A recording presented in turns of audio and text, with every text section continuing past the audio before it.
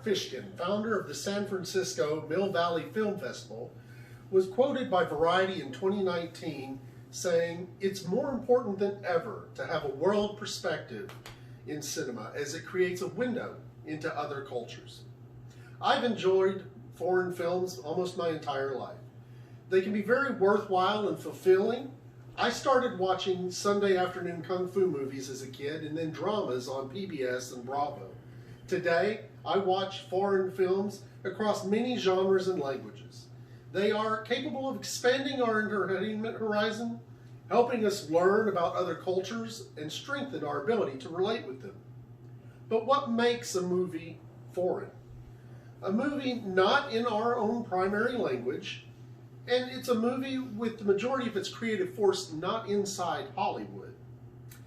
Foreign films expand our entertainment world. Hollywood provides a steady stream of pyrotechnics, big screen action, megastar power, and budgets in the millions of dollars. They feed us a healthy diet of the same storylines and relationships. Foreign films reflect diverse writing, different styles, pacing, tone, and music, things that are very different and often less predictable than Hollywood's familiar tropes.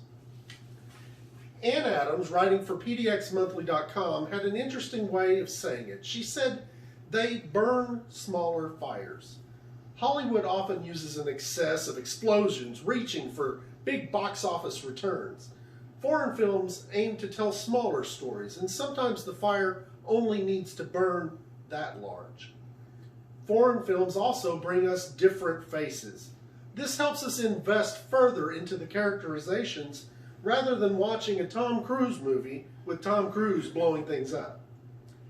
Our favorite genres, too, are often larger than we realize. If you enjoy zombie movies, try the Norwegian horror comedy Dead Snow. It's about Nazi zombies terrifying a group of kids looking for gold. Or you can try a superhero film from Russia, Black Lightning. It's about a kid with a flying car. And you can also watch sci-fi if you enjoy that. A Chinese film, The Wandering Earth, is one I highly recommend.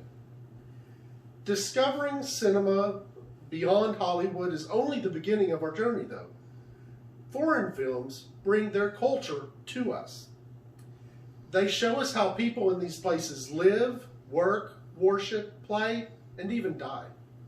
I recently saw a movie from Japan called Departures. A man was out of work and accidentally finds himself in a career where he ceremoniously cleans and dresses recently deceased family members in front of their family. It's a very different funeral ceremony than I've seen in my life. Doctor of Psychology Julie Gerner wrote a post recently on Quorum in 2016 about a societal observation she'd had. She'd seen a Swedish film about a murder case with a defending attorney who was pregnant. She pointed out that in America, we would have had her mention her due date, or how difficult the pregnancy was going to be, or trial stress, how trial stress would have an effect on her. But in Sweden, it wasn't even mentioned. The culture simply portrayed her as a competent attorney with no need to discuss it at all. Foreign films are also a way to learn language.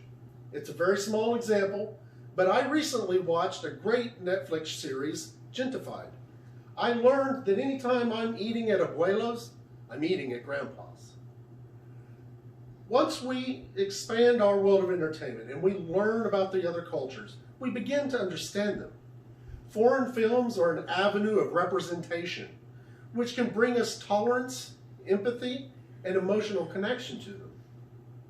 Jessica Wolf, writing for UCLA's Hollywood Diversity Report in 2017, pointed out that only 20% of lead roles in Hollywood are held by minorities.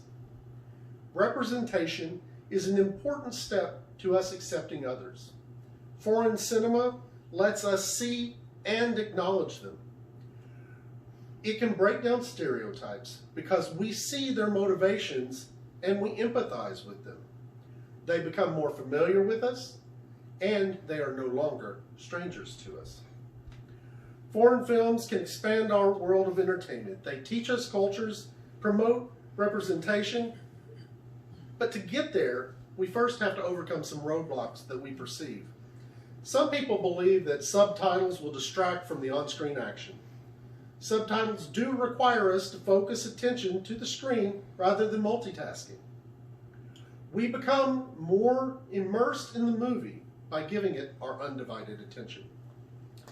Most people probably don't even realize it, but social media has been priming us for subtitles.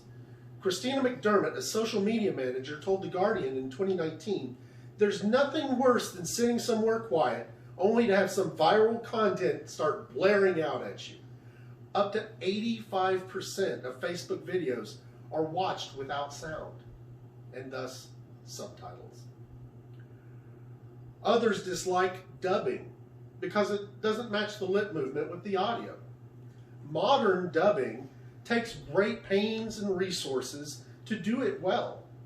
Dubbing a movie costs more than 10 times what it does to subtitle it. Linguists develop new scripts to match word intent, sentence length, and syllables to lip movement. Chris O'Falt with IndieWire highlighted some statistics from IMG, the largest subtitling and dubbing company. In 2019, they generated 44,000 hours of dubbing, compared to 300,000 in subtitling. If the film is dubbed, it likely offers subtitling as an alternative for you. In conclusion, foreign films can lead us not just to places we've never been, they broaden our entertainment world. They show us cultural traditions, attitudes, and even language. They also promote representation, which can teach tolerance, empathy, and create emotional connections to those cultures. I encourage each of you this week, if you can, to watch the Korean movie Parasite, written and directed by Bong Joon-ho.